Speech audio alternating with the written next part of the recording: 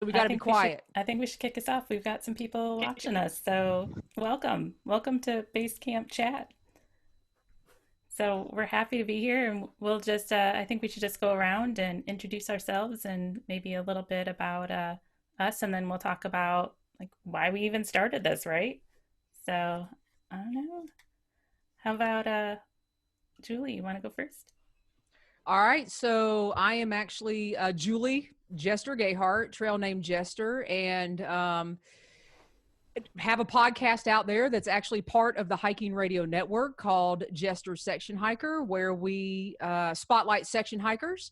And just Johnny was actually a guest on the show, and I have followed Benny for a long time, started following Benny when he was breaking the fastest known time in the Smokies. And Lori and I kind of connected through the hiking community on Instagram. And that's kind of how I got involved in this. So actually, thank you for involving me. And I guess we'll point down, Johnny. I'm over here. Yeah. Oh, Johnny. Yeah, I'm Johnny Osborne, also known as Johnny on the Trail. I'm a 900 miler as well. I'm also a South Beyond 6,000 SB6K finisher. Hiker, backpacker, rock climber, kayaker, cyclist, runner, anything outdoors, I'm in it. All right. And Benny. Mr. Electrical. Yeah, that's with some electrical now. Taking care of some lighting. Yeah, that might be a little too bright. Still playing with all this. When you wear a black t-shirt, you blend in with everything. Everything's in black in the background almost. So, okay.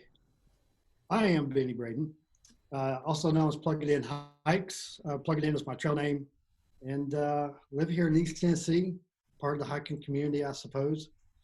And He supposes. I suppose. Yeah. I've been known to hike a mile or two. And just really enjoy just talking about, hiking, sharing my passions, and just doing our part for the hiking community. Really, whenever it comes, my little bitty, like, microscopic little part. You're a big part of the hiking community, but all of you are. So, and I'm Lori. I'm from the Hike Podcast, and I've interviewed all of you guys.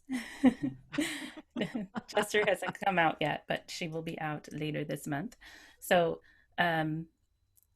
I started the podcast in November of 2018, and a big part of kind of my love was for the Smokies.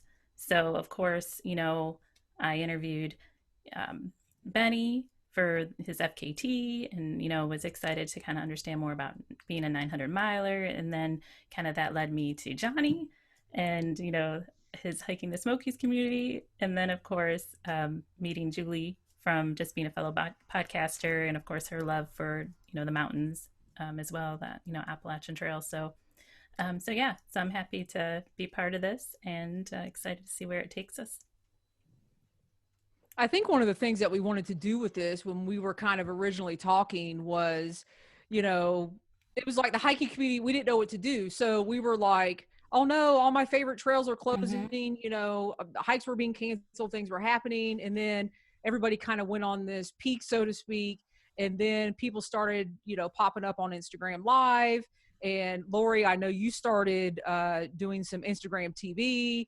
And then I know that Benny, you were out and about, you were promoting your film and all of that kind of stuff kind of got put on hold. And Johnny, you were, picking up your YouTube channel, and now you got some different things going on with that. So I think all of us just kind of saw that we were doing different things and said, hey, why not get together, try to do this thing on Zoom, get the hiking community on here that, follow us on our social medias and have a chat one night. So we all kind of collaborated and came up with a name. And I'm not sure who, was it Benny or you, Johnny, that came up with the name? I think it was Benny. Yeah. Yeah, I came up. Yeah, I came up with that, even though I would have wanted to go with like the Avengers. I think it was Benny and the Jets first. Yeah, so it's Benny and the Jets. I've been watching a lot of Marvel comics here lately, so a lot of Marvel movies, and I think I'd like to be Thor. He plays with electricity, so that just makes common sense for me. I just need a hammer.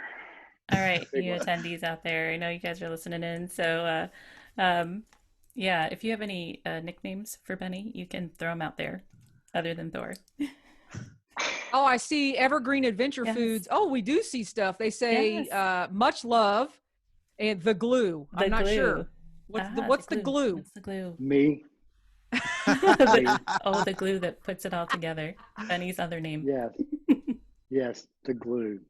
I put Darwin and Panda together. You know, I just like I have all these connections.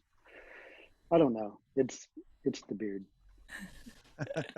Keep us all connected. Oh, that's cool. We can see. So when people add to the chat, we could actually see Yes. that. We can. Lori, I guess we need to tell Anytime. people some logistics. Yes. Logistically, yeah, as we're going in, if you want to raise your hand, if you want to chat, join the show, we have that. We also have some Q&A if you have, or just, general chat. We'd love to talk to you guys. And I think we're hoping this will be interactive as we go along. And I know tonight we do have a special guest. Yay. Yes. Wait a minute. We're not the special guest? No. That's how I got you guys on, right? Oh, man. So, yes. So we're hoping that as part of this, and we're still trying to figure things out. So we're looking, and towards the end of the show, we have a poll that we'll put up and try to get some input. But we're obviously looking for you guys to tell us, how often you'd like to see this, what you'd like to see us talk about. And if you'd like to be part of it as well, because we want to just grow this community and we think it's a cool thing. I think somebody is asking if they're on here. Did you see that, Lori? Yes. And that's why I think it's ready to bring them out, isn't it? Sure. Sure. All right. As well. Yeah. Yeah. Okay. All right. So we are bringing in our special guest tonight. Oh, where is he? He's popping up down there. Ah, There Hey. nobody knows Brew Davis. Nobody knows. Gotta get him in. There you go. Can you hear me? Yeah, it's Yeah. good to hear you. Hear you. Hey, everybody. Hey. Hey, bro. Hey, how you doing? Good. Hey, Johnny. How you doing? I'm doing well. How are Yeah. you? We just Doing have good. Doing well. just need another few people have the Brady Bunch. Brew, Julie Gayhart here. Nice to meet you. Hey, Julie, you look familiar. Have we met? That's sometime? because I stalked you. I There you go. Outside the house earlier today, weren't you? I was, yes, yeah. I want to know all things Brew and what's happening. Oh, man. There you go. It's like, Johnny, you didn't tell me about this. I know. Johnny, I told you to warn Brew before he got on here. Yeah. I'm like, Yeah. big time fangirl. What's going on? I'm sorry. I didn't tell you. It was a surprise. It was an Earth Day surprise. Earth Day. It is. Yes, right. Happy Yes. Earth Day. Yeah, happy Earth Day to everyone. Absolutely. Yeah. Benny, I don't know you, but I like your Tennessee flag. Obviously, your American flag, but I like seeing the Tennessee flag in the background too, because I grew up in Tennessee. So that's Awesome. Whereabouts did you grow up at? cool. Nashville. Nice. Yeah. Yep. Oh. Yeah. I've been out there a few times. Where are you? Harriman, between Knoxville and right there on I-40 as you're going Yeah. towards Nashville. Yeah, I know. Yeah, where- actually, if you're on I-40, you'll go right through my town. Yeah. Cool. Yep. Close to the plateau, right? Cumberland Plateau. Yeah, right on the edge of the plateau. Just before you get to the Cumberland Plateau, actually, we're at the base of that. And obviously the central time zone. So I technically live 25 minutes from Central Standard Time zone. Cool. Oh, That's so you can kinda just cool. pop in and out. Like Well, when you either- want to get an Yeah. hour here or there. If I want to live in the past, I can live in the past. If I want to live in current time, I can live in current time. That's funny. So when you meet Benny, be specific on the time. Be specific. Exactly. Yeah, and and I have customers that live over in Cumberland County that's in that time zone. And whenever we're scheduling appointments, we have to be very specific. Are we talking about Eastern Standard Time or Central? So that can get a little tricky. I've had one person make that mistake. They forgot which time zone we were talking about. I was doing a music radio thing in Knoxville February, and it was at noon Eastern time, and they were really specific on, like, if you're traveling from Nashville, remember, you got the time zone change, which makes it even harder. For musicians are notorious for sleeping late and everything, but it makes it even harder when you got the time change. Anyway, and Lori, you're in Flint, is that right? Yes, I'm in Michigan, Flint, Michigan. Yeah. Cool. That's neat. Yeah, way up there. It's not snowing there today. Yes, it is. Yes. Oh, What? Snow today. It's snowing. There's actually a little bit of accumulation out my window. I'm jealous. Michigan is like our Somebody favorite. wants us to introduce Brew Davis. Okay. Evergreen Adventure Food says, come on. Just stop chit-chatting. We're just Just yammering stop away. chit chatting. So I don't know, since I'm the fangirl, Brew, Okay. we would like to introduce you, and I'm going to introduce you by saying I was supposed to see you playing music back in Charlotte, North Carolina in the middle of March at Blue Blaze Brewery. And I know that you were going around promoting your new album, and it kind of coincided with somebody else that you might know that evening. But you got sick that evening, and we were all kind of disappointed. We also know that you love section hiking the AT. So we just kind of want to talk to you about that. We want to know what's going on with, like, your tour and your music and some of your section hiking. And I have a whole list here. So whenever we're ready, I got another one for you. No, that's great. I think yeah, I'm ready for y'all to ask questions. I was gonna say, Lori, that Michigan's like one of my favorite states. I mean, we've never been there outside of like July and August, so I feel like we're you've been really cheated. You need to come in the fall. Like, it's but beautiful. we it's just like the most underrated outdoor state that I know of. So we're big fans, and we're supposed to be at a wedding there in August, and I'm hoping we still have an excuse to go up. But anyway, Michigan's great. Yeah. So Julie, fire away with questions if you want, or I can talk, whatever. I don't care. Y'all said you're laid back, so. Well, what's happened with I know you were going around doing your music thing. So what's going on with that? Obviously that's been put on hold and all that kind of stuff. So talk a little bit about your music, what inspires you to write the music, that kind of stuff.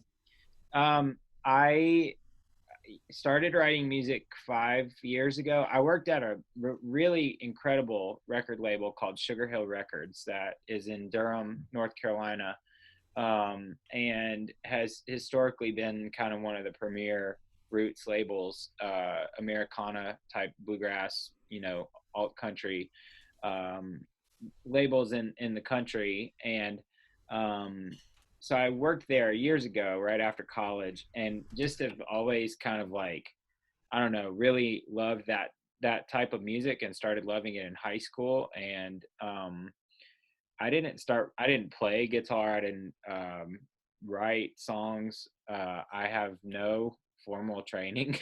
I've got the closest I've come to it is my granddad and my uncle were music worship leaders at their churches, and a cappella. So it was like old school kind of Southern, like Church of Christ. Y'all from Tennessee would know, maybe come across Church of Christ and Churches of Christ in the past. So that's as close as I got. But I just started writing songs 5 years ago, and I think I'm pretty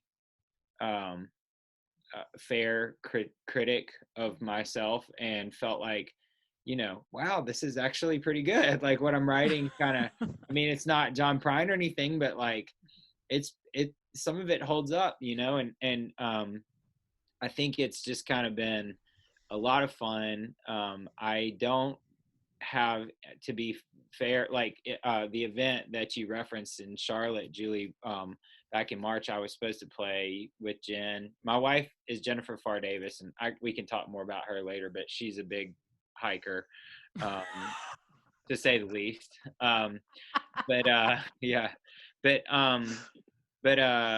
I started, so I was gonna go to that event in Charlotte, and I was having symptoms of something, and just wanted to be considerate. I'd played a show the night before, and was kind of worried a little bit about, because all the coronavirus stuff was just getting started.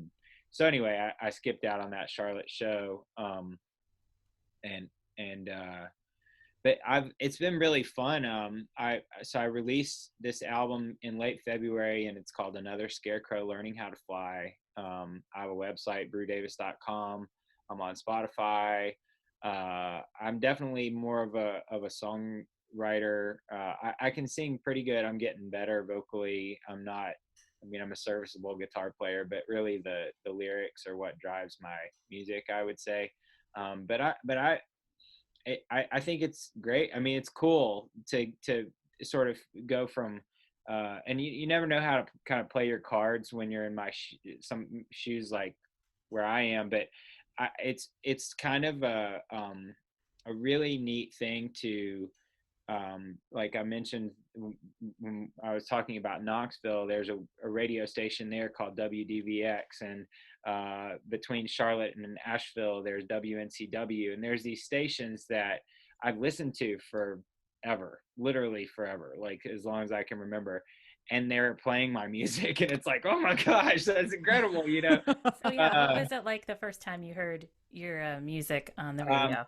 I remember, my friend Charles Humphrey, who he's got a band called Songs from the Road Band, and was with the Steep Canyon Rangers for decades. They've won Bluegrass Grammys and all sorts of awards, but he told me, man, the coolest thing in the world is when a radio station plays your song and you get to hear it. And it was like, I don't think I really like processed it when it happened.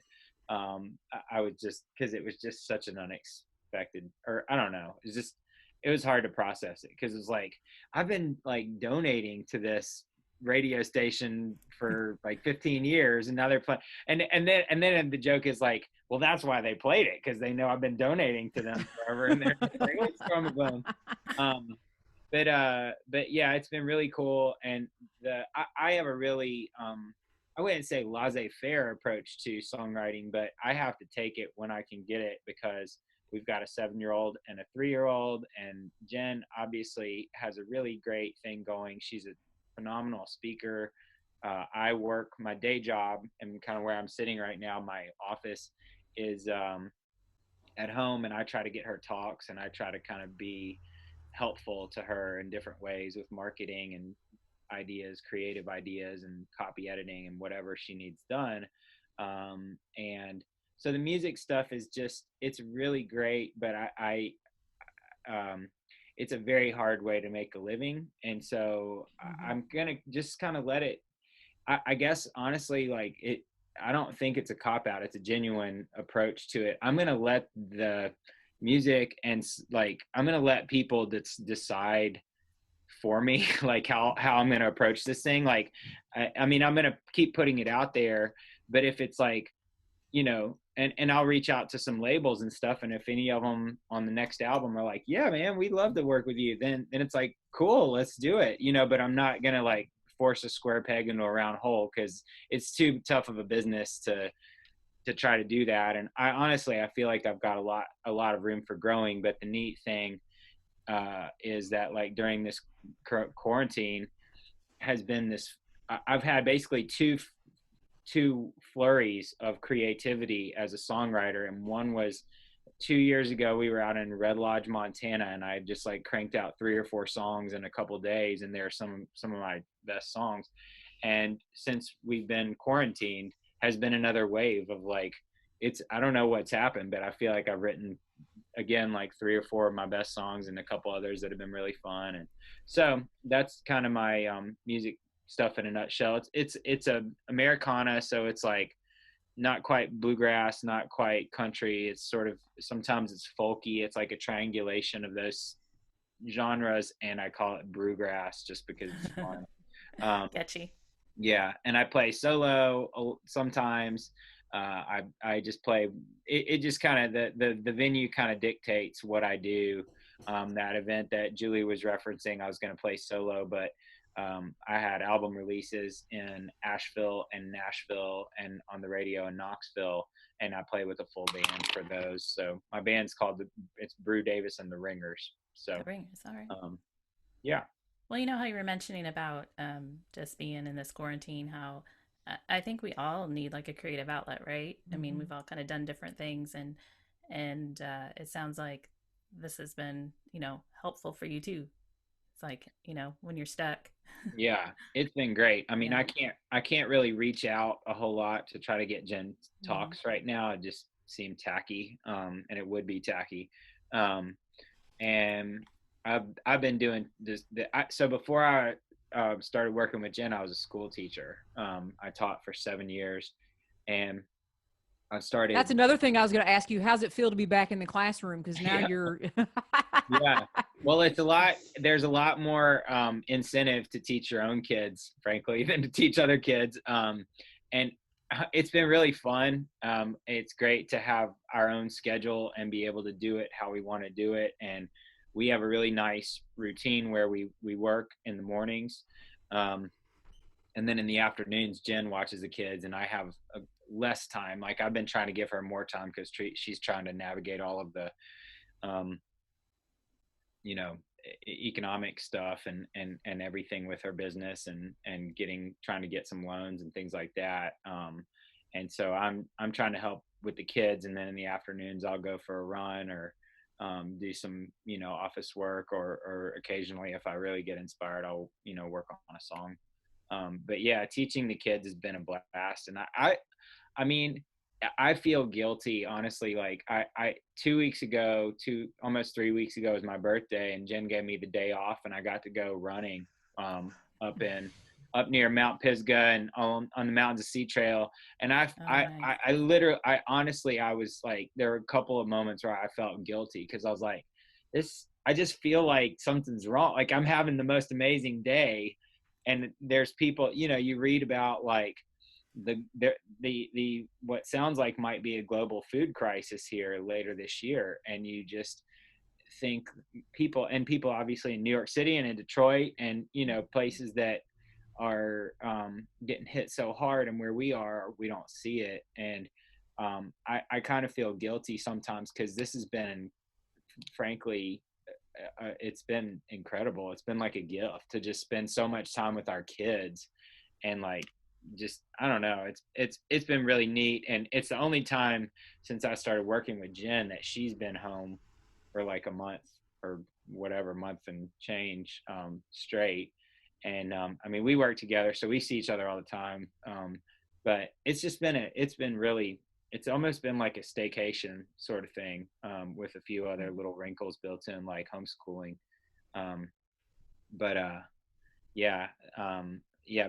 I've enjoyed teaching, and it's easy because it's like I'm teaching first grade. If I was teaching like, pre-calculus or something, I wouldn't have as much fun. But yeah, it's been fine. Yeah. Yeah, you mentioned it there a little bit. I think we're all going to look back at this, down the road, and really be grateful we had this extra time to spend with our kids, with our spouses, with our family. Because life is just so busy. Spouses are going different ways, from the time they wake up to the time they go to bed, and you barely see your kids, you barely see your family, and this just gives you a chance to, slow things down just a little bit and just enjoy and cherish those moments. Yeah, I mean, Jen said almost identical to kind of what you're talking about, Benny. I mean, like literally an hour ago when we were eating dinner, she said, I just hope some of these changes that we're making stick, because exactly. They really are like lifestyle changes, and not just lifestyle, but environmental. I mean, today's Earth Day, and it's like I don't know. It's an opportunity. It's like a reset button, and all of us can really think about, like, you know, I mean, I saw there have been some outbreaks at meat plants, like meat processing plants, and I heard one of the Smithfield, senior executives say, this is just going to devastate the meat industry, and you don't want it to devastate any industry, but, like, from what I've read, and I eat meat, and I hunt, and all those things, but, like, and I eat meat from factories, of course, but we try to buy local meat, and I think there's opportunities like that where it's like, well, maybe we shouldn't eat so much meat. Like, maybe, environmentally speaking, like, it's not sustainable we historic, like, you look at, like, the food economy, I don't know what they're called, but, like, people that say, like, we shouldn't eat so much meat. It's not healthy for us. It's not healthy for the environment. And so there's certain things like that you just hope, obviously you don't want to be, you want to be sensitive and, like, help people, or hope that people land on eat or find, whatever. But yeah, I just feel like in general, we have a real opportunity to look in the mirror as a country. And just again, like an hour ago, I sent an email to a website that I follow and just said, can you write an article about what we can do to help people in Kenya or wherever, India, that are going to need food? Like, what are obviously there's a lot of nonprofits and government organizations, but, like, how can we try to help? Because it sounds like it's going to be really bad. Like, there's going to be twice as many people starving. So anyway, I think there's sorry, not to get like a doomsday thing, but I think there's just opportunities for us to, like, fix some of the flaws in our system and do things better if we choose to. Yeah, no doubt. I know Hunters for the Hungry organization, here, our local people have already been reaching out to some of the hunters in the area, say, hey, this turkey season, Julie told me not to talk about turkey season. He's not allowed to talk about turkey. Is that where good hunters like you, Benny, give bad hunters like me the turkey that you shoot, and then I get to eat it? Is that how it works, or something? Yeah. Just like that. No, and reaching out to some people, say, hey, if you're not gonna, like, if you can spare it. We'll find a family that can eat it. Especially deer season, since there's a lot more meat involved. Keep us in mind. There's a lot of families that need this food, this meat, and we can put it to good use. So there's a lot of guys already stepping up and saying, okay, we're going to donate all of our, harvest, this coming season. And I think that's cool. Yeah. That's a great way to give back. And I think one of these things that we're going to see here in this period that we're going through, you're already seeing it now with people reaching out to friends. Hey, are you okay? Do you need anything? I think that's going to extend past just friends and start, churches are going to start, have already started reaching out to their communities. Is there anything that needs, already giving out food for kids, because they're not going to school, and that's sometimes the only meals that they get. Especially, here in East Tennessee, we have a lot of impoverished areas, a lot of impoverished counties, in the rural areas, and so most kids don't get to eat hardly anything unless they go to school.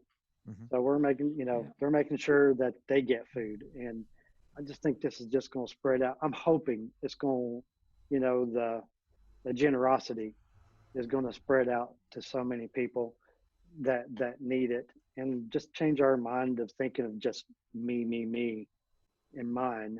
Let's start thinking about us.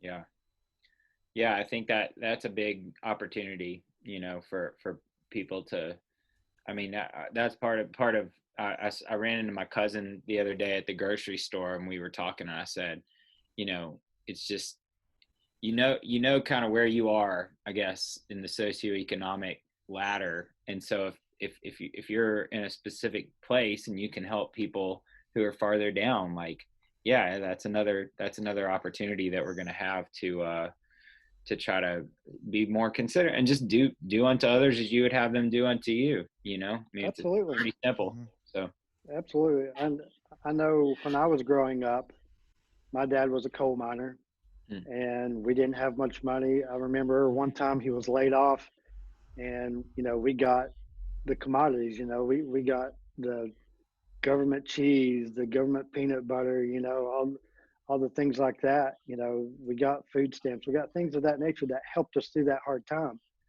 And even getting past through that, you know, there was many times that we had pinto beans 4 days a week, some variation. Spam. Potatoes, either stewed, mashed, or fried. And you know, that was it. And for a long time after I moved out, I didn't need a single bean or potato. It was like, I'm not doing it. Now, you know, now that I'm well into my, you know, upper 40s, I like beans and potatoes. They're okay. I'll have them in chili. Well, my granddad was in World War II and stationed in Alaska, and he ate salmon like 3 times a day for 9 months straight, and he never could eat salmon the rest of his life. But I do think that like to get, you know, I don't know how I feel, I don't know if it really is just a free form. We can talk about whatever we want, but to bring it back to hiking, I do think that like it's been incredible. I mean, for me during this time, I went on a trail run today on the Palmetto Trail down in South Carolina, which technically I don't know if I was supposed to cross the border or not. So maybe I'm Brew. I'm incriminating myself, but well, it's kind of on the corner there, right? You're kind of I was actually, we parked in South Carolina. I don't even know where we parked in between the 2 signs, so who knows? But anyways, but the trails have been like my saving grace, and I think the trails are just Jen's always said they're the most democratic place in the country, and they're not the most diverse always. I mean, you know, there need to be more minorities, and I think it's really cool. The past few years, there's been a lot more kind of African American hikers who have kind of been getting, I don't know if famous is the right word, but Jen's buddy Derek Lugo, who was on her book club thing a couple of week and a half ago, Mr. Fabulous is his trail name, which he didn't give himself that name, but yeah, I just think I think being able to get outdoors is always gonna, I hope always gonna be there, and is always something that is an equalizer and is a great escape for all of us, and something that we always are able to do to stay connected with you know, nature. Yeah, you know I can say personally, being on trail is probably the only place where color, race, religion, and politics don't matter. The only thing that matters is, how are you doing? Are you okay? Do you need anything? And let's get to point B and make sure we're all safe. That's it. You know, I've traveled to California. I've traveled all over the world, but I went and hiked the John Muir Trail back in 2018, and I was expecting, whenever I ran into people from California, I was expecting just something totally far left wing. You know everything you hear on the news, you know, and here locally, you know, obviously we live in kind of conservative areas of the state. So you're expecting, you know, any minute California is just going to break off into the ocean because everybody's so left that the country's just pushing that far out. It was totally the opposite. People were just so kind, so gracious, so just wonderful. And I still have contact with people today. Some of my favorite people in the world. And we don't talk about politics. It doesn't matter. You know, what matters is, how are you doing? Are you okay? You know, do you need anything? What can I do for you? You know, it's just simple kindness. And I think that's one of the things that the trail keeps giving back to each individual. Together. Yeah, absolutely. And one of the reasons that we wanted to do this, because it's like, okay, we can't be on our favorite trails that we're on right now, but we're talking like we're on the trail. You know, we're all kind of hanging out. You know, it's like we're at the campsite for the night. We're going to make fun of each other's tents and figure out who has what and why you carried this and why you did that. And then we're all going to congregate, you know, together if there's a fire. And there's just all kinds of conversation going on. You know, these two are talking and those two are talking. And it, like you said, it doesn't matter where you came from. It doesn't matter who you were in the past or who you think you're going to be in the future. It's just like what's going on in that moment. So getting all of us together here and trying to start, you know, this and bring everybody together is, you know, really what we're trying to do. Give people an outlet to ask us questions or come on, you know, and listen and say, hey, there's other people out there that are thinking the same things I am, or they're not, or maybe we have you think about something that you haven't thought about. So, I mean, that just all kind of plays into, and a lot of the hikers are doing that out there. A lot of people are going on Instagram Live, having their own Zoom meetings, going live on YouTube, whatever they're doing. So, and Jen, of course, has her book club and things like that. So it's like all of a sudden the hikers just decided, okay, well, we're not on the trail. We're going to start doing this. And so here we are. And that's why, you know, we were like, okay, who do we want to bring on? I was like, all right, Brew. Thanks. And I know you run with Johnny. So Johnny, come on, tell us the ins and outs of Brew real quick before we have to get off here. Where's the, talk about your competition when you run. Oh man, I can't keep up with Brew. He's fast. And from what I'm hearing, he's been running a lot more than I have. I've been running almost every day. I mean, that's like kept me sane. That's awesome. Yeah. And not always on the trail, because sometimes I can't get away for that long, but being outside in general has been, I mean, I've said that I said this on social media the other day. I don't know if it's the same where y'all are, but like in Flint, but like, I really think that this spring, I don't know if it's like the quarantine, like if it's like Mother Nature's gift or God's gift to us, like, okay, you're going to have this really crummy, like month and change of being away from people, but I'm going to give you a really good spring. You're just off to be, you know, it's been gorgeous. I mean, the wildflowers today were gorgeous. And so that's been really cool. Well, I think it's also helped us. I've been noticing everything just in a lot more detail. Like when I'm walking and hiking and noticing like the wildflowers and just the birds. It's just, I just feel like it's such like more slowed down, more in tune with nature right now.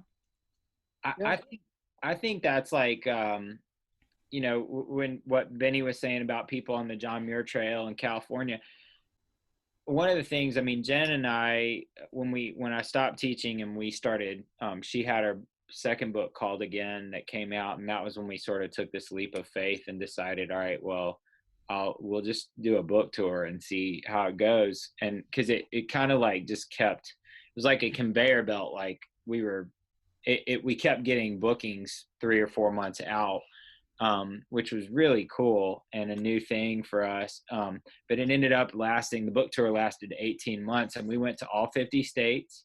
And our daughter, Charlie, who at the time, now she's 7, but back then she was like 6 months old, and then basically through almost 2 years, or right at 2 years.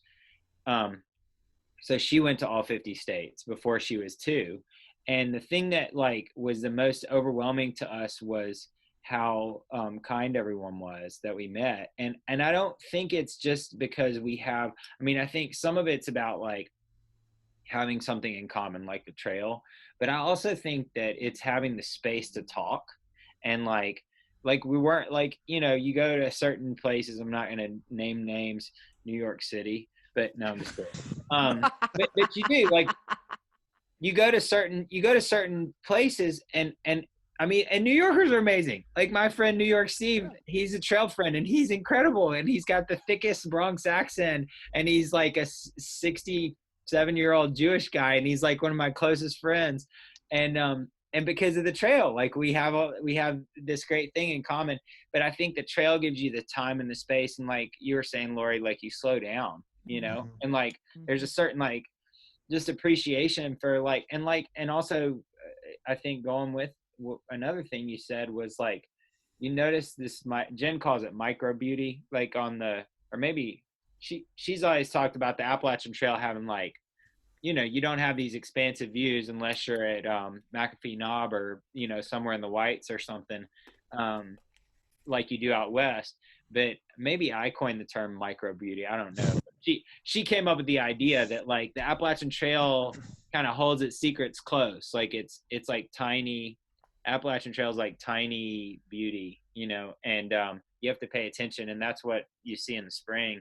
But really, that's like authentic beauty, you know, like it's not like a screensaver that has been photoshopped or like, you know, I don't know, having like production on a television show that's whatever, they spend tens of millions of dollars making it look perfect. It's like, that's not the real world, you know, like the real world is like, like, you know, like, so I think like read a Wendell Berry poem, or like go, you know, hunting and sit in the woods for a while, or go on a hike in your neighborhood or wherever the nearest trail is, and like just accept the reality that that's beauty, you know, that like, so I know y'all are you know, I'm preaching to the choir just talking about it, but I think it's good to say anyways, because it's like it's true, and I think, you know, that sort of spreads like a wildflower, those ideas. So wildfire, not wildflower. Well, wildflowers. Wildflowers. And I wonder if anyone listening, I just want, you know, to give you the opportunity. Do you have a question for Brew?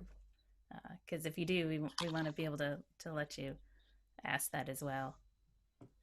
Yeah, and I want to say something too, kind of on what you were saying and Brew both about, you know, how things just seem clearer, you know, more beautiful, the weather's better. You know, I seen a thing on, I forget what it was, I was looking at some website showing just, you know, satellite data from before COVID-19 and now, and just the pollution alone over some of these major city areas. And it was way less. Obviously, you have less vehicle traffic, you have less commutes, you have less industries, you have a lot of less consumption of, you know, whatever. Sort of makes you wonder what kind of effect worldwide, since worldwide all these countries have shut down. So you're having less pollution overall. What effect is that actually having on weather? Is it influencing, since, you know, for us to have such a nice spring, is it influencing since it seems to be, you know, a little bit clearer, you can see, you know, things a little bit better than what you typically can. Things seem to be blooming a little bit earlier than typically. You know, here in East Tennessee, our dogwoods are already like dropping their blooms, you know, and just leafing out. And typically that doesn't happen until like, they don't start blooming until this week. Typically the third week of April is whenever our dogwoods bloom here in East Tennessee. And, makes me think like, what have I missed?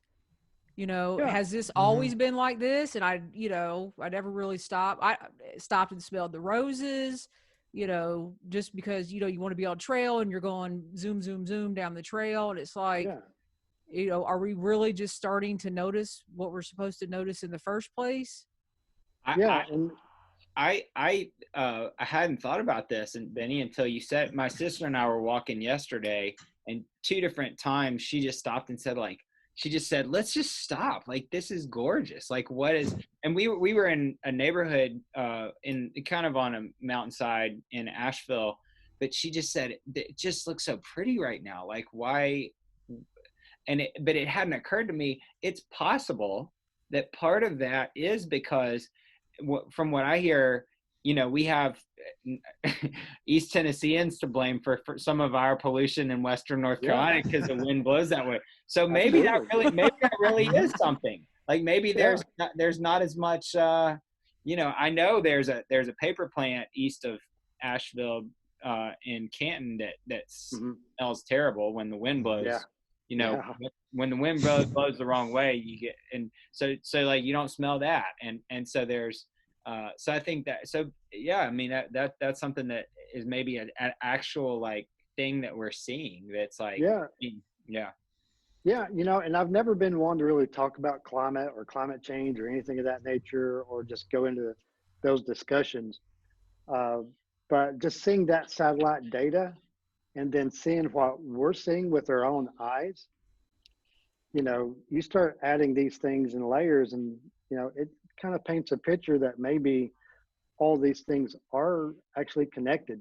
Maybe we should Imagine, just stop and take a look, stop and just think about everything that we're Mhm. taking in. Yeah. imagine the view from Mount LeConte. That would I mean, be nice. I'd love to see it right now, especially. Yeah. So, Yep. Brew, we have a question out there from Evergreen Adventure Foods. Can you talk about your hostel in Hot Springs and how the COVID pandemic will affect its future? Yeah, that's a good question. Jen's hiking company, Blue Ridge Hiking Company, has a hostel in Hot Springs on the Appalachian Trail, and it opened last year. I know I came up with this term. We call it the Appalachian Trailer because it's actually it's a double wide trailer. But I'm really good with corny dad jokes and stuff like that. But Jen was every day in mid-March. She and Lindsay, her lead guide, and all of the other kind of stakeholders in the hiking company were putting their heads together. I believe we have a new gal out at the trailer named Tara. I haven't even met her. She's only been there for a little while, but they were talking about, well, what are we going to do? And the rules kept changing in North Carolina and also in Hot Springs. And Hot Springs, like a lot of Appalachian Trail communities, is rural and has limited medical resources. And so they were really leery of thru hikers coming into town and spreading the virus when maybe their local hospital has like 25 beds compared to tens of thousands or whatever that major cities have. So at first, Jen, so there were a couple factors. The two Jen's been really careful to not step on the toes of the two other hostels in Hot Springs, and we don't even call ours a hostel. We call it the bunkhouse, because we don't want to take away from their business, and we're just trying to kind of put it in a different, like not compete directly with them. But those two other hostels, Laughing Heart and Elmer's, both had to close because the people that run it are older and they were more afraid of getting sick. And so Jen, in that case, it's like, well, shoot, we need to stay open. There are no rules at that point about you have to close. So there are all these people coming off the trail from having made it through the Smokies and over Max Patch, and it's like, well, what are they supposed to do? So then they would come to Hot Springs, and our trailers, the trailer's literally the first residence or whatever house that you come to on the main drag, and so it was full for the first week or so, and then of course everything kept changing, and they said, the Appalachian Trail Conservancy said, we are encouraging people not to continue their hike, and things like that. And so it became clear that, well, we need to shut down. But we tried to give people time to figure out, how are you going to get home? Like, get them to the airport in Asheville so they could fly back to wherever they're from. Long term, the hostel, or the bunkhouse or whatever we're going to call it in Hot Springs, it'll be open. We're really excited about it. It's a place that I think Jen and I still want to live there at some point with our kids, just to have so I lived in Switzerland for a couple years, in Geneva, and that was, getting to live abroad is a really eye-opening experience for anybody. And we've thought for a long time, ever since Jen and I were together, that it'd be neat to live abroad and try to get our kids abroad. And then when we bought this place in Hot Springs, and our parents are older, you know, and so then we started thinking, well, shoot, maybe we should just go to Hot Springs, because that's like, you know, Asheville is a kind of a bohemian hippie town, and Hot Springs is probably more like Harriman or somewhere that's like, you know, it's conservative. It's like you know, rural, you know, southern Appalachian, and we really, I mean, I don't know, we've always valued that and get it, you know, and get that culture. And as much as we do the Asheville culture, we try to take the best from everything, and you know, not take what we don't like. But anyway, so I think at some point we'll probably live in Hot Springs. But we're excited about it. We've got, Jen's company is in good shape, kind of financially too. We realize that probably it's not going to pick up right away. But at the same time, we think, well, shoot, I mean, there's probably are going to be a lot of people that are like, this is actually a great way to do a vacation, because you're not going to be around a whole lot of people. And so there's opportunities with that. But yeah, I think in general, we're really excited about the place in Hot Springs, and we're kind of open. I don't want to speak out of turn, but we're open to the possibility of having a similar bunkhouse type thing, maybe in another location at some point. But that's a long way off right now. We're just kind of enjoying it. Jen has a shop in downtown Asheville that she opened last year, and she opened a bunkhouse in Hot Springs. And I think between the two, you know, I think the bunkhouse is the one that, I mean, we're really excited about both of them, but obviously the bunkhouse is the one that's serving the trail community more directly. And it's also the one that we can like have a weekend where we just go out. We can't stay in our shop. So I think being able to go out to the bunkhouse over a weekend is really fun, and something that we'll hopefully have for a long, long time. Cool. We got a question from Stella. She says, y'all are doing an awesome job. First, what are each of you drinking? Water, unfortunately. But I got some Sprite. Coffee. Yep, water. I'm drinking beer. Yay, you go, Brew. It's this is a high wire German chocolate cupcake. It's the most decadent stout, but that sounds good. Yeah. Right, next show. Yeah, I wasn't sure. Like it. I wasn't sure if it was okay to drink or not, but I don't know. It's more than okay. Yeah, I needed something. Yeah, I usually either drink coffee, water, or beer. I don't really get outside that realm. So Stella wants to know what's next for Brew: music, hiking, travel. So what's next for you? First of all, Benny, I'm right there with you. I have coffee, water, and beer. Sometimes bourbon. Sometimes it like gravitates into that. But music-wise, I'm thank you for the question too, because that's a fun question to answer. But I am just gonna keep writing, and to me, my logic is, you know, it's kind of, I heard Jen and I both grew up playing tennis, and I don't know too much about Maria Sharapova, the women's tennis player who's won Wimbledon a couple times, and I think now she's retired, but she had this amazing answer one time. She's very pretty, and somebody in her camp, in her group, said, well, you know, why are you not trying to get sponsorships from Mercedes or Rolex or whatever? And she said, I don't care about that. Like, I've got to win matches. I've got to win tournaments. Like, nobody cares if you're pretty, if you're not winning. Like, you need to win. Basically, keep first things first is the gist of it.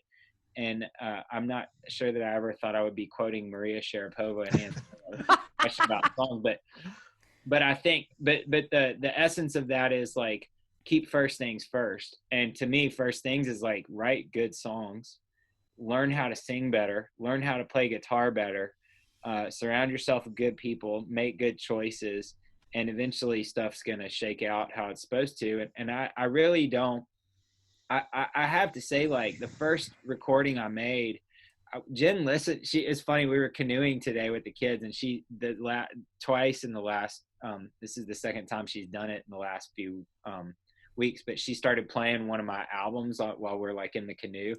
And I was listening to it, and I was like, oh man, like I was kind of cringing at some vocals and stuff. But I when I finished recording that first album, I felt so happy, because I felt like this is something that I'm supposed to do. Like, this is something that I feel like I am contributing to the world. It's going to be there for my children to listen to later on. My second album, I feel like, was better than the first. I think my third album will be better than the second. Like, and so I think that's a really satisfying, I think if you distill, to make a bourbon reference, if you distill art to, like, you know, you kind of have to just do it art for art's sake. And I mean, would I love to be Jason Isbell or John Prine or, you know, Daryl Scott or these guys? Yeah, like, I mean, I think they're a lot better than me. As far as, like, if you're asking me would I trade my life, no, I wouldn't. I wouldn't trade my life with Jason Isbell, because he didn't get to go on a trail run today on the Palmetto Trail, and, like, go canoeing with his kids. And, you know, I got to, like, go canoeing with my kids today, and, like, yeah, that's great for him. But like, I'm me, you know, and I've got to be happy with that. And so that's the music thing. I'm just going to keep writing and trying to get better. But I really do. I'm very happy with, like, the songs that I've written the past few weeks I just think they're great. Like, I'm really excited about them. Really excited about the album I just made, and continuing to improve. As far as hiking, I'm still section hiking the Appalachian Trail. I was thinking I might do, so basically I've done roughly half of the trail. I've done north of Davenport Gap to Damascus. And then the bigger chunk is from Delaware Water Gap north all the way to Katahdin. So I've done about half the trail. Delaware Water Gap's on the New Jersey-Pennsylvania border. So I planned on doing Pennsylvania this year, and that probably will change because I just don't, our schedule is going to be different because of coronavirus and the quarantine, and we'll probably have to focus a little more on work the second part of the year. But what I'll probably do is hike the from Damascus north for a week or so. I don't know. I'd love to do the Palmetto Trail. I mean, I was on that today. It's gorgeous. There's so many trails I want to do. I'm interested in, like, one of my friends paddled down the Santee River in South Carolina from, like, up here in Brevard all the way down to the coast or close to it. That'd be incredible. Like, I want to someday bike. There's a Idaho mountain bike trail that it's called the Idaho Hot Springs Mountain Bike Trail or something. I've already talked to Charlie that when she turns like 13 or 14, I'll go out there and do that 500-mile loop with her, and have to buy a mountain bike because I don't have a mountain bike, but whatever. So. Yeah, that Palmetto Trail, it's definitely on my list too. Yeah. I've got a friend that lives down in Greenville, so he's very familiar with the Palmetto Trail. You know, we did the Foothills Trail there back in 2017, and the Palmetto Trail kind of connects to that or crosses it or something. But it was a brand new section at the time, and my understanding is they keep adding new sections, maybe eliminating some road walks or something of that nature, or rerouting. But I've been told it's beautiful, and I want to do it. Yeah, it's gorgeous. I mean, what I saw today was gorgeous. But I think that's the thing that a lot of people don't like. I mean, I don't know. I don't, to be honest, like, I'm not, I don't know. I'm more interested in, like, kind of songwriting than I am, like, going on White Blaze and stuff. Like, I do that occasionally, but But people still go on White Blaze? or like the trek. Yeah. I go on the trek quite a bit. But I think that the neat thing is, like, everywhere you are, there's a trail. You know, there's a Cumberland Trail near Benny, and there's the North Country Trail that goes through Michigan, and like I think that's the thing that's really eye-opening when you it's not just, oh, there's Appalachian Trail and the Pacific Crest Trail and the Continental Divide Trail. It's like there's a Florida Trail, there's the Pinhoti Trail in Georgia and Alabama, there's the Foothills Trail in South Carolina, there's the Allegheny Trail in West Virginia that Jen's going to try to do this year. Like, they're everywhere. So I think that's great. But let's see. Okay, so the other part of that question about the travels, we were planning on going this summer out to Colorado for a couple weeks to vacation. Jen's parents have a place out there that they share with some folks, and that's close to Telluride. So we were going to go out there because it's like, well, it's Telluride, so you know, you always go there whenever you have a chance. But if we're allowed to, we'll still do that. But we had also planned on going up along the Appalachian Trail corridor to promote the 10th anniversary of Jen's book, Becoming Odessa, and to eventually go up into New Brunswick and Nova Scotia and Prince Edward Island. And we'd still like to do that, but we're just gonna, I don't know. I mean, it's kind of my feeling, like, when I'm a trail, Johnny, we talked about being a trail runner, and I've run some, I haven't recently, but in the past I ran 50 and 100 mile race. I ran 100 mile and several 50-mile races. And my motto was always take what the trail gives you. And it's just the same thing now. It's like, we're not going to force it. Like, there's no point in like killing yourself to, you know, you just try to take care of people and do the smart thing. So travel wise, I don't know exactly, but we're going to have a good time this summer. And even if we don't have a book tour, if we can't do events, we're going to go up to Nova Scotia because I want to go. And I mean, obviously that Nova Scotia has been in the news because of the shooting the other day, but it's just supposed to be a gorgeous place that's kind of like Maine, and we love Maine. So that's that's on those are the travel plans. Jen was supposed to, she's in an IMAX film that came out in February called Into America's Wild, and she was supposed to do some events for that, and she still probably will later this year, but like, she was supposed to go to Raleigh in March, and a little bit sexier trip, she's supposed to go to Victoria, British Columbia for a premiere, and I don't know, like, if she's still going to get to do those or not. I hope for her sake she is. She's already disappointed that Harry and Meghan Markle moved from Victoria, because she was hoping she could hike with them when she was out there when they were, but it's, I don't know, it's such a crazy time, but I'm glad that you know, y'all are doing this podcast and that people are getting to kind of get a fix in some way with things like this. And Jen's book club that she's doing it tomorrow, so I'll give a plug for that.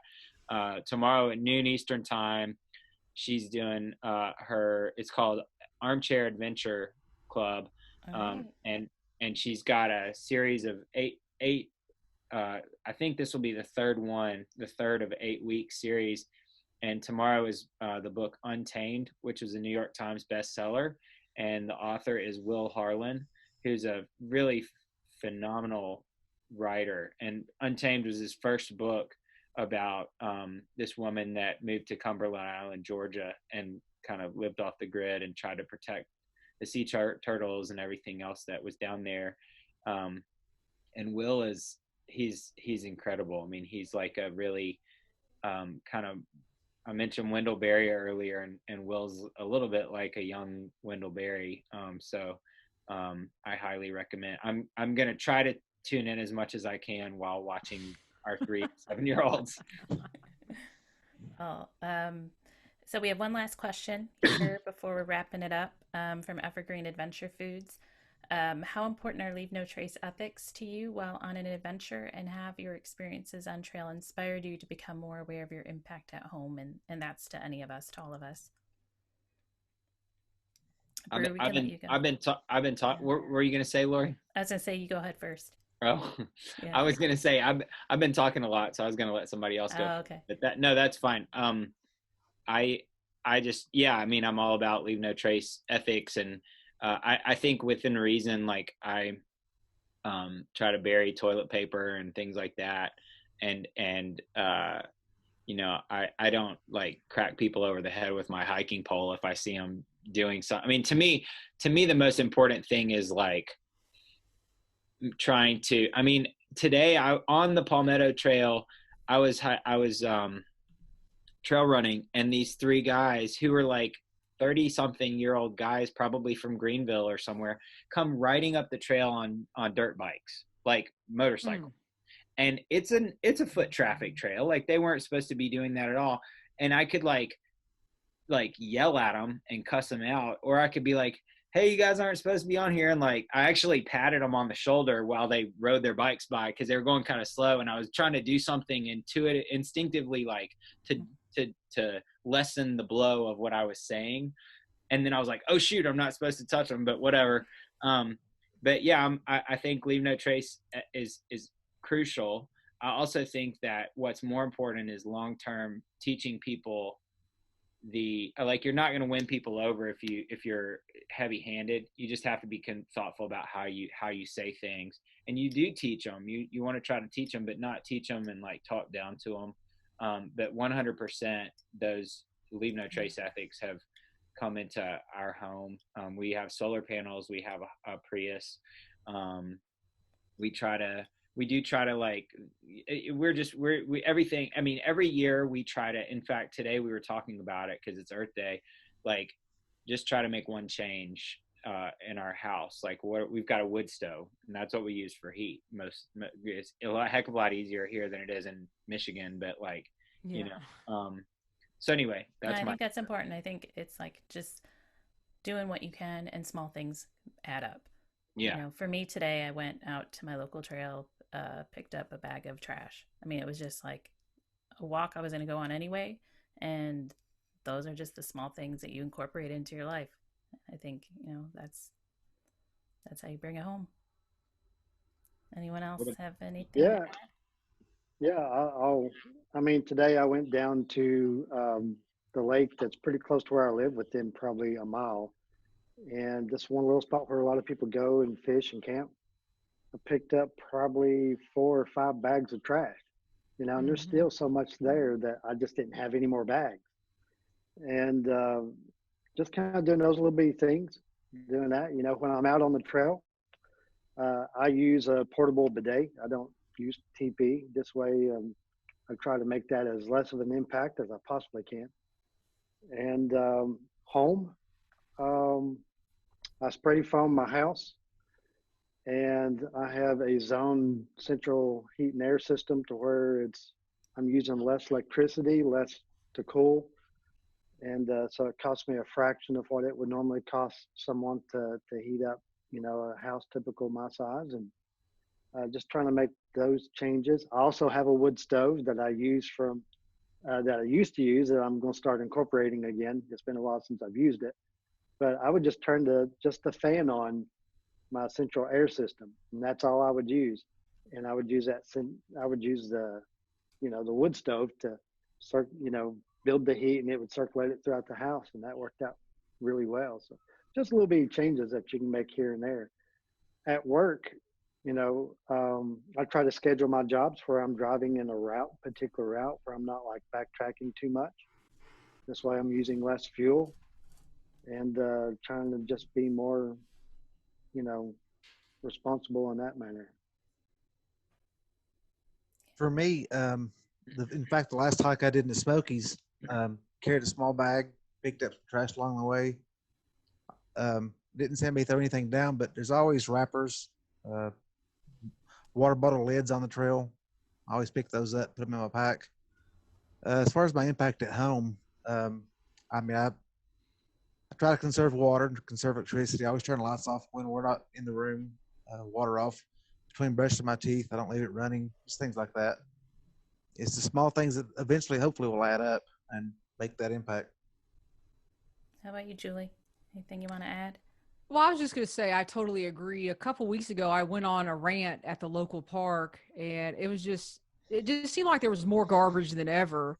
And I went on this whole thing like, give a hoot, don't pollute. Remember that old campaign? It was like, you know, it's just like that. People, do your part. Don't leave your KFC laying around. Don't come out and have huge picnics and expect, everybody at the park to pick it up for you and stuff like that. And just wherever you go, now if you go to the grocery store, now I'm seeing like masks on the ground and people leaving their hand wipes and stuff like that. It's just like, what the heck is happening? Now we're like picking up that stuff. So it's just, now it just seems like you're more conscious, more aware of what's going on around you and just picking up while you can where you are. So, and and obviously trying to be safe about it too. Yeah. Yep. Brew, thank you so much for joining us tonight. How can people find your music? I think you said at the beginning, but just, for again, to reiterate, where can we find you at? Yeah, thanks for having me on, y'all. I've got a website, brewdavis.com. I'm on Spotify, and I don't know what other, I might be on Amazon Music. I'm not sure, but Spotify, I know I'm on. Yeah, my website, I have a newsletter, and I send out like kind of a quarterly thing called What's Brewing. There's another dad joke. But I'll put sometimes, and sometimes I'll put like a song that I haven't recorded on there, so that's that's how they can find me. All right, yeah, awesome. Yeah, I just started following you on Instagram, and I looked up at your website, and you are definitely on Amazon, and I'm gonna be downloading some music. Yeah. Cool. Oh, nice. Yeah. Because I'm all into the bluegrass thing and all that. Well, one other thing, I'm all of the stuff, like I've got T-shirts and hats and stuff, and any sale that I'm making through our quarantine in North Carolina, I'm donating to the North Carolina Arts Council, because there's a lot, like, I don't make my living off of music, but I've got friends that do, and it's just really, I mean, their economy, like they do it, they're like starving artists, and now they're like really starving, because they're just so if you buy something off my website, I'll donate the everything other than the shipping to the North Carolina Arts Council. That's awesome. Awesome. That is Very awesome. nice. If I'd have known that, I'd have had my brew hat on tonight, but definitely I'm going to be getting that. Yes. Wow. We're looking forward to seeing what comes next, and of course, checking out the music, and maybe we'll play some next show. Yeah. Charlie and I wrote an Earth Day song called "I'm a Buffalo," and I'll send that to you, and you can put it on your website or play it. Yes. We'll add it on to the show afterward if you send it too. Cool. Close it out with some music. Well, thanks for having me on, y'all, and hopefully we'll be, if we're near Cumberland Plateau or Charlotte or Michigan or wherever, East Tennessee, we'll get on a trail sometime soon when all this is over. Awesome. Hope so. All right. Thanks, Brew. Appreciate it. Yeah. And if if you come near Charlotte, I'm there. So there you go. All right. We appreciate it. We appreciate you guys who are out there watching us, and we'll get this posted for those who can join us. All right, cool. Thanks, guys. Appreciate it. Yeah. Good night. Bye. Thank you all. Bye.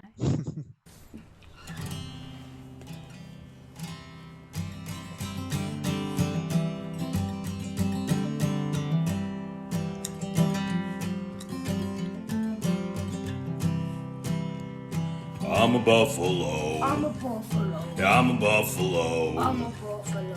I eat grass in the rain and snow. I'm a buffalo. I'm a buffalo.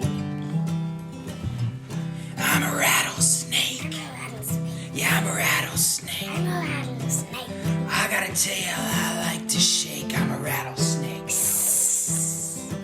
Get off, please.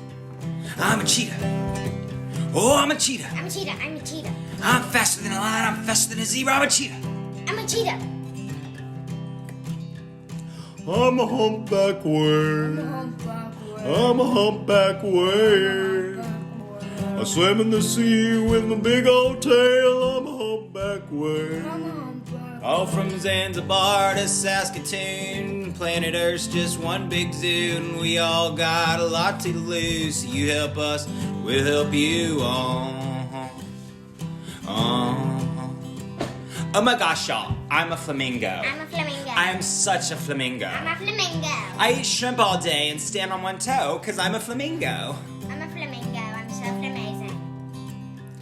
Hi, I'm a kangaroo. I'm a kangaroo. I'm a kangaroo. I'm a kangaroo. I can jump real high and play my didgeridoo, cause I'm a kangaroo. I'm a kangaroo. And I'm a sloth. I'm a sloth. I'm a sloth. I'm a sloth. I'll share my leaf with you as soon as I get off of this limb. 'Cause I'm a sloth. I'm going as fast as I can. Zanzibar to Saskatoon, planet Earth's just one big zoo, and we all got lots to lose. So you help us and we'll help you. You press it. You press it. Press hard. Now you may ask, what can I do? Because I'm not a grown-up, I'm just a youth. But you got ideas too, and you can make a difference, that's the truth. So grow a garden or plant a tree.